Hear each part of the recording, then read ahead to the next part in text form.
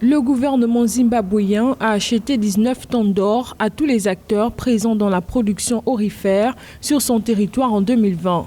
C'est ce qui ressort des données de la filiale de la Banque centrale, imprimante et raffineur Fidélité, qui précise que cela représente une baisse de 31% par rapport aux 27,66 tonnes de 2019. C'est sans doute problématique pour un pays qui mise sur les revenus lucratifs de l'or pour soutenir une économie ravagée par la corruption, l'hyperinflation et plus récemment la pandémie du coronavirus. Le fait que certains mineurs préfèrent écouler clandestinement l'or à l'étranger occasionnerait un manque considérable à l'État zimbabwéen, ce qui risque de se traduire par une baisse des rentrées des recettes d'exportation et mécaniquement se traduire par une montée de la grogne sociale. Cette contre-performance s'explique par la réduction de la contribution des orpailleurs et mineurs à petite échelle.